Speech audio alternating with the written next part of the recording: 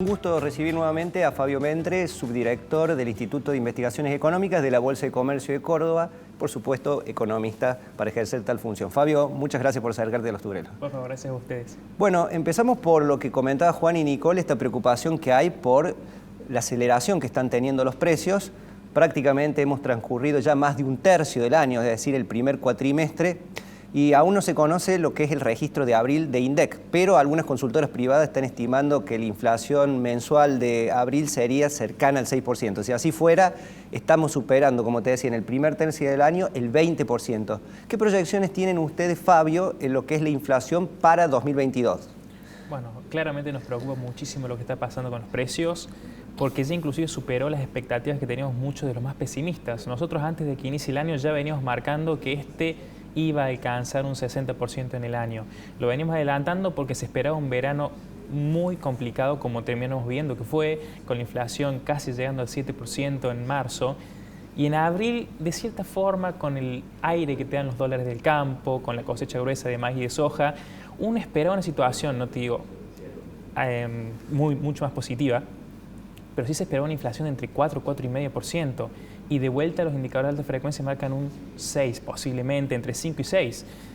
Lo que nos preocupa a nosotros es que se vienen superando mes a mes las expectativas. Arrancamos el año en 50, 55, 60, que hoy ya es el piso para el año, y algunos inclusive hablan de 70 o 75% que podría ser si no se calma la dinámica de los precios de los últimos meses. Bien, déjame quedarme con este dato y subrayar. Por lo menos hoy el 60% sería el piso. Hay que recordar que el año pasado, según INDEC, la inflación de 2021 fue 51. Estamos hablando de un piso de 60 para 2022.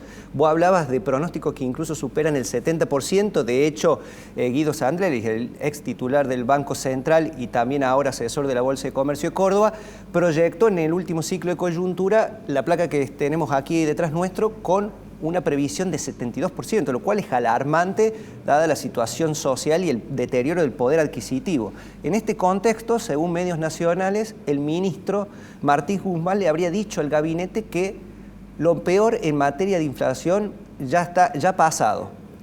¿Vos estás de acuerdo con esto? Yo creo que él se refiere a lo que viene, es decir, a partir de lo que sería mayo, que puede haber una desaceleración de la inflación.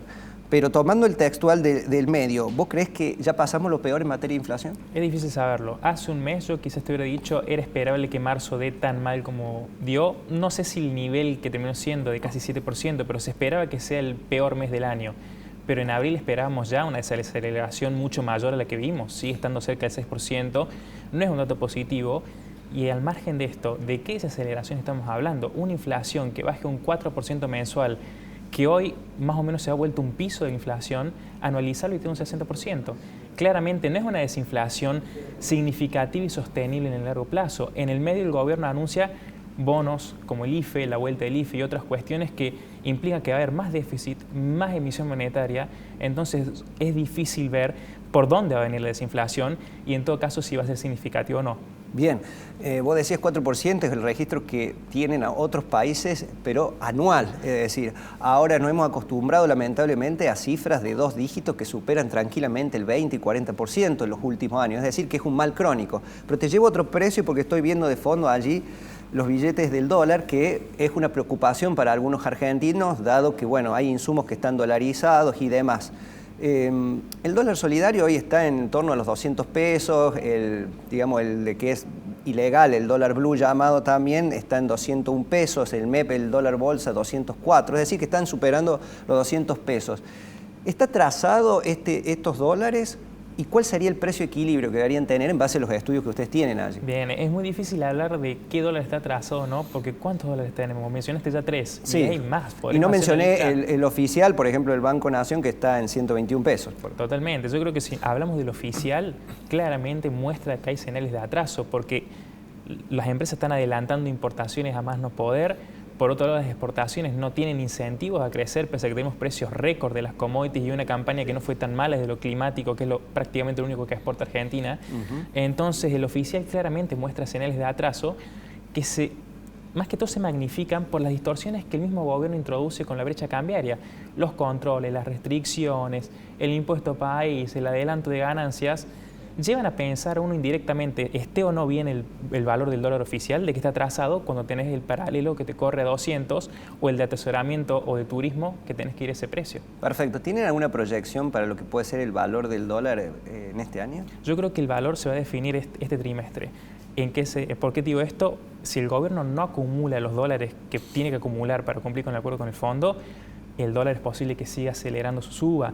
Si le llega a cubrirse un poco, quizás el contexto internacional le puede llegar a resultar favorable, pero va a depender de muchos factores. De vuelta, ¿qué hace el gobierno con los dólares? Si acumula o no acumula. Y por otro lado, ¿qué pasa internacionalmente? Si la inflación sigue alta o no y cómo la contrarrestan otros países con subas o no de tasas de interés. Entonces va a ser muy volátil lo que veamos de cara al resto del año. Perfecto. ¿Y qué opinas sobre lo que es la iniciativa o propuestas de algunos políticos que hablan de dolarizar la economía? ¿Es posible hoy dolarizar una economía como la Argentina?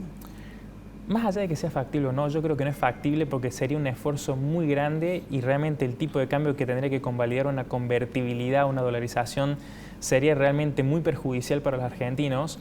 No te garantiza que no sigamos teniendo los mismos problemas. Sí, es más difícil tener déficit crónico porque no vas a poder financiarlo de ninguna forma si no puedes emitir pesos.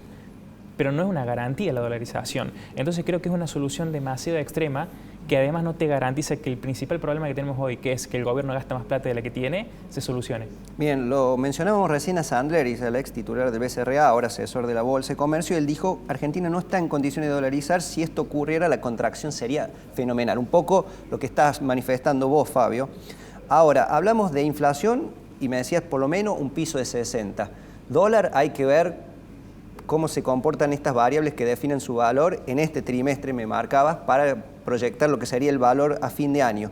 ¿Qué otra variable debería tener en cuenta los televidentes que nos están viendo para imaginar o proyectar un escenario 2022 que es algo muy difícil en Argentina? Es muy difícil. Vos mencionabas a la pasada el acuerdo con el fondo y también lo que va a ser las divisas que puedan ingresar a través de la cosecha del campo. Creo que me sacaste las palabras de la boca, te iba a decir eso. Justamente algo que la mayoría no le prestó tanta atención con el acuerdo con el fondo. Tiene muy pocas metas del gobierno. Cumplir un déficit menor del año pasado no lo está cumpliendo, o parecería que no lo va a cumplir en el medio anunciando bonos y demás. Emitir menos, que también se complica si largas medidas como las que está tratando de anunciar en las últimas semanas. Y la tercera es la acumulación de reservas. En un contexto favorable, dentro de todo, como te decía, con precios de la soja y el maíz en récord histórico, nunca tuvimos precios tan favorables y que todavía nos sentimos tanto por el lado de la suba de las importaciones. La energía puede ser un problema, pero lo veremos más en el invierno. El gobierno sigue perdiendo divisas y se le está complicando acumularlo en el único margen del año donde lo puede hacer. Ahora sobran los dólares cuando el agro está exportando mucho al resto del mundo. Creo que ahí va a estar la clave. Si el gobierno no empieza a acumular en mayo, que es donde más se nota la sobra de divisas, reservas, creo que ahí... Después lo vamos a lamentar a fin de año. Cuando faltan. Cuando falte, que no sabemos si es antes de fin de año. Bueno, es un panorama, la verdad, bastante complejo. Hablamos entonces de precios, dólar, perspectiva, escenario 2022, pero bueno, muchas de estas causas también se explican por la historia de Argentina. Y en ese sentido, hay que recordar que ustedes han presentado el balance anual de la economía argentina, una mirada desde el interior, dicen, donde, por supuesto, Fabio Ventre ha escrito, pero también ha tenido la contribución de, les quiero leer, Manuela Rossi, Miranda Rosario Bandoni y Martina González. Fabio, para quienes no han tenido la oportunidad de acceder al material, que les digo que ahí en pantalla está la dirección de la Bolsa de Comercio de Córdoba para descargar el ebook, también el código QR por si quieren leerlo. ¿Qué conclusiones arroja este balance? Las conclusiones son un poco lo que charlamos recién. Primero tenemos un repaso de qué pasó en el último año. Siempre es un poco la idea del libro de fondo, igual que en las últimas 28 ediciones. Así que si queremos recordar qué pasó en un año en particular, lo tenemos en el libro. Creemos que ese es uno de los grandes puntos a favor que tiene. Analizamos qué pasa a nivel internacional con nuestros principales socios comerciales, a nivel nacional con la política monetaria, que un poco charlamos recién, la emisión, qué pasó con la política fiscal, cuánto gaste y cuánto le ingresa el gobierno. Política comercial, estamos exportando, importando más o menos y el por qué. Sistema financiero, obviamente somos la Bolsa de Comercio, algo tocamos. Mercado laboral y condiciones de vida que son bastante crudas en Argentina, lamentablemente. Y tratamos de tocar la mayor cantidad de sectores de la economía posible. Agro, ganadería, lechería, industria, turismo, comercio. Tratamos de meter los grandes sectores de la economía, analizarlos, no solo para Argentina, sino también para Córdoba, dado que obviamente estando parado en nuestra provincia nos parece importante analizarlo. Muy bien. Bueno, ahí tienen los ejes temáticos. Como le decíamos, en pantalla estaba la dirección del sitio de la Bolsa de Comercio de Córdoba, también el código QR por si desean ampliar detalles. La última de mi parte, Fabio, muchos dicen que los problemas económicos tienen causas políticas en Argentina. ¿Vos qué porcentaje, ya que sos economista, le asignarías? ¿Es realmente la política la causa de los problemas económicos en Argentina? Dado que hoy te comentaba recién, el principal problema que tenemos en la economía argentina es que el gobierno gasta más plata de la que tiene, lamentablemente la política tiene mucha injerencia, porque a la larga, claramente la política económica lo define el gobierno, el poder ejecutivo del gobierno de turno. Así que lamentablemente gran parte de los problemas que hoy tenemos, inflación, tipo de cambio que se dispara cada 2 por 3, derivan de ese problema. Recién cuando eso esté solucionado, quizás podemos charlar de qué otras cosas pueden estar pasando y cuánto es la influencia de la política, pero mientras tanto, sí lo es. Bien, de fondo tenemos la foto del ministro de Economía, Martín Guzmán, está ahí Cristina Fernández de Kirchner y el presidente Alberto Fernández. Hay que decir que el ministro está cuestionado básicamente por el ala más dura del kirchnerismo y también de la cámpora.